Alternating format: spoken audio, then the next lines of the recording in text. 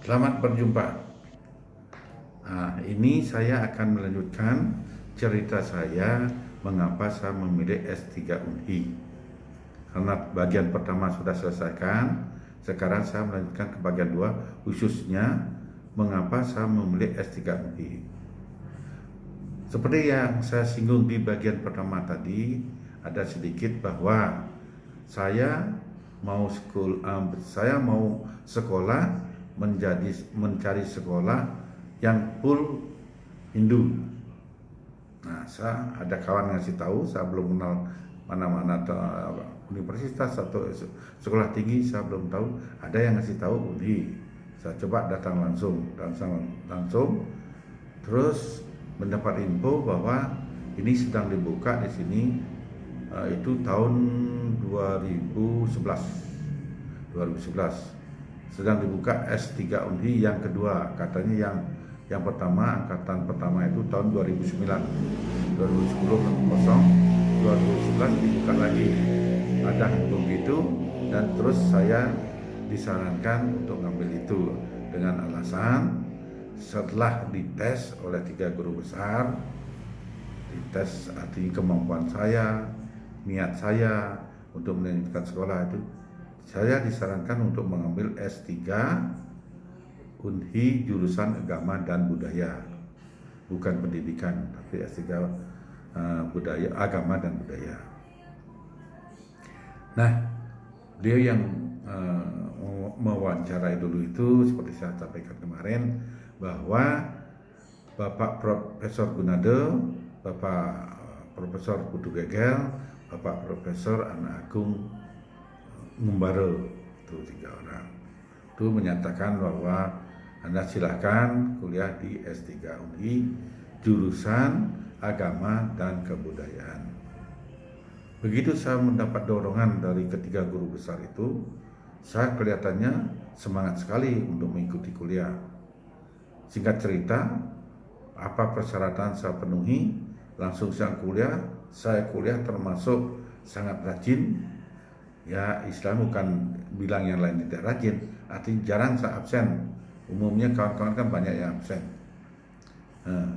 Mungkin dianggap tidak terlalu penting, tapi bagi saya, karena saya memang punya minat sangat besar di agama Hindu, untuk mengembalikan kehinduan saya sangat rajin sekali.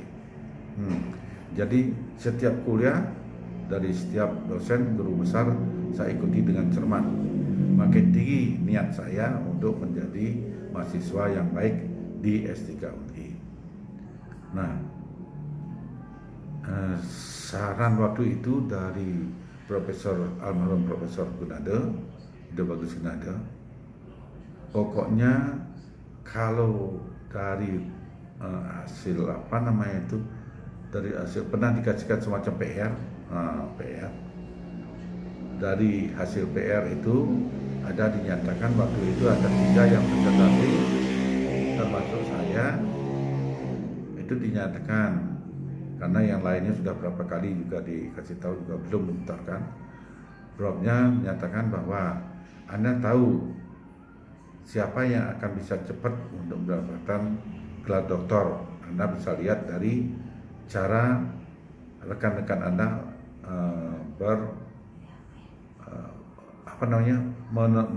menyampaikan PR-nya. Gitu, boleh bilang gitu.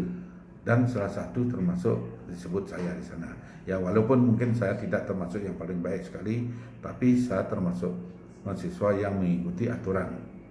Artinya jarang absen, terus kuliahnya tekun. Ya, enggak tahu lah, pokoknya termasuk adalah luar biasanya. Seperti di tempat saya kerja dulu, sampai saya disuruh sekolah oleh atasan, disuruh sekolah aja 3 kali, 4 kali, mau akan pensiun gak disuruh lagi. Enggak tahu, mungkin ada kelihatan lain, mungkin apa dari minat saya, sering baca, sering bekerja, mungkin sering suka keilmiahan, demikian kira-kira. Nah, akhirnya saya terus kuliah seperti biasa, terus sampai seperti tadi kan ada istilahnya proses mencapai sampai ujian itu kan semua proses saya ikuti dengan baik.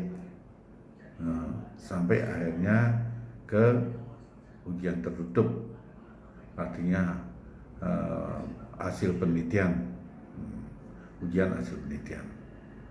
Nah, di hasil penelitian itu memang mungkin saya tidak termasuk baik sekali, tetapi memenuhi syarat untuk dimasukkan menjadi mengikuti ujian terbuka. Ya, Islam promosi doktor. Saya sendiri tidak ngerti apa nama itu promosi doktor, apa namanya ujian terbuka. Waktu itu saya belum paham sama sekali. Tapi kalau sekarang sudah sangat paham, dan kebetulan menjadi ketua Ikatan Dokter UNI. Luar biasa. Luar biasanya Pak ya, saya merasa orang yang awam di ilmu, awam di pendidikan, kok malah bisa menjadi ketua Ikatan Dokter UNI. Ya luar biasa lah. Saya sendiri juga tidak tahu mengapa, karena memang kebiasaan saya mungkin waktu saya dinas, saya sudah biasa mimpin acara-acara apapun sudah biasa. Ya, yang paling tinggi saya bilang di Jakarta, saya pernah menjadi ketua panitia HUT ulang tahun BUMN. Ya, itu tidak kecil pekerjaan sangat besar sekali. BUMN itu saja ada 8. Saya menjadi ketua panitia hari ulang tahun BUMN se-Indonesia. Ya, itu kan cukup berat. Walaupun tantangan luar biasa, tapi akhirnya saya bisa kerjakan dengan sukses. Walaupun tantangan yang saya ingat sekali, bahwa karena kita memakai itu Monas, areal Monas. Tantangan di sana apa? Bergelut sama preman-preman, bayangin itu. Preman luar biasa di sana. Tapi bisa saya atasi. Ya, artinya dengan keahlian saya untuk memanage bagaimana cara mengatasi preman-preman itu, saya tahunya juga dari seorang preman juga. Nah, memang karena sebelumnya saya sudah berpikir bagaimana cara ini. Akhirnya saya berteman sama preman, saya cari cara-caranya. Akhirnya bisa selesai dengan sukses. Bisa apa yang harus dikerjakan pada waktu hari ulang tahun itu semuanya berjalan mulus. Cuma memang ada pos-pos tertentu harus dikeluarkan untuk memelihara keamanan di sana. Yaitu kalau yang sudah biasa di Jakarta tahulah itu bagaimana caranya itu. Ya begitu. Terus kemudian berlanjut sampai akhirnya saya ujian terbuka. Nah, saya ingat sekali ujian terbuka itu grup saya itu ada 5 orang. Ada 5 orang. Pertama 5 orang apa 4 ya? Pertama Pak Edi Susilo, kedua Mas Danu, Edi Susilo, Mas Danu, terus ketiga Bu Dr. Dayu Arniati, terus keempat saya, ya 4 orang saya. Ya terus terang aja, dari 4 orang itu nilai saya tidak baik, tapi saya lulus.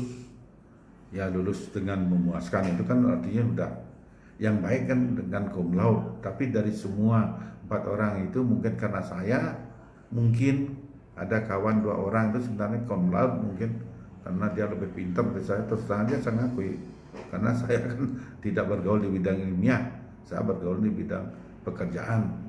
35 tahun ilmiahnya hilang semua sekali. Ya walaupun saya kuliah, tapi kan terlalu banyak saya bergelut sama pekerjaan. Nah, itu Mas Edi sama Mas Danu itu jauh lebih pintar dari saya, terus terang aja. Nah, karena dia ya memang dasarnya memang bergelutnya di bidang ilmiah. Ya, akhirnya saya lulus. Ya istilahnya lulus dengan memuaskan. 4 orangnya itu tidak ada dengan cum laude, semuanya dengan sangat memuaskan.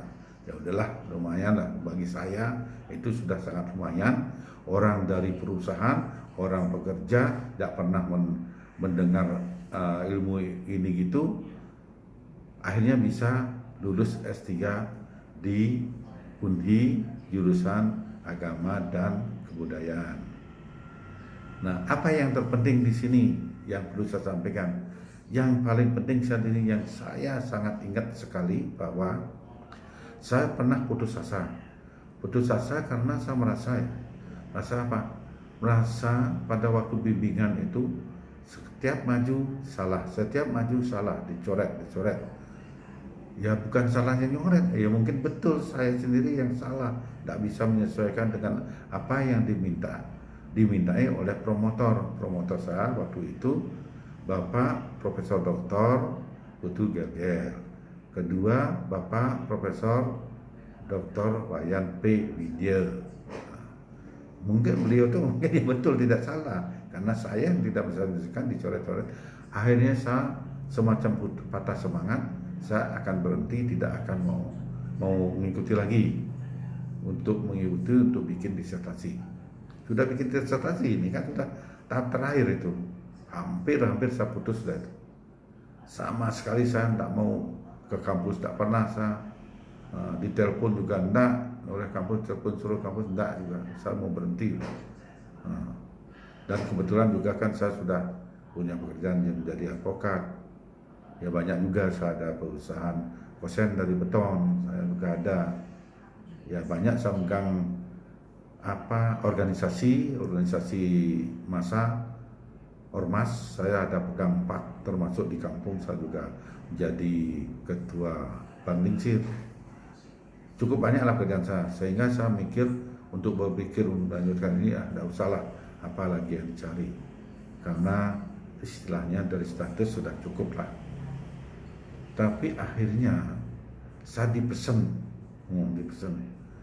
didatangin langsung oleh Pak Putu kawan saya kuliah itu, menyampaikan bahwa Pak Made, pesan dari Pak Prof. Putu Gelgel, tolong Pak Made datang ke kantor ketemu sama Bapak Prof. Putu Gelgel. Terus saya tanya, mengenai apa ini? Ya saya tidak tahu, saya pesan begitu saja. Saya pikir karena guru besar yang pesan, saya harus datang. Tapi dalam hati saya, kalau saya dipesan masalah melanjutkan kuliah atau menyusun disertasi, tidak. Tetapi karena guru besar yang manggil, saya harus hadir. Mungkin ada sesuatu yang perlu saya kerjakan, mungkin penting. Oke, Pak Putu, nanti suatu saat saya cari waktu, saya akan hadir. Akhirnya saya cari waktu yang baik, saya cari pagi-pagi sekali saya sudah datang. Sebelum Profnya datang, saya sudah nongkrong di Pasca Sarjana. Begitu datang, langsung salaman sama Pak Prof itu. Terus saya diterima dengan baik sekali. Sampai sekarang saya tidak lupa itu. Prof Putu itu, gara-gara Prof Putu saya akhirnya bisa mencapai doktor.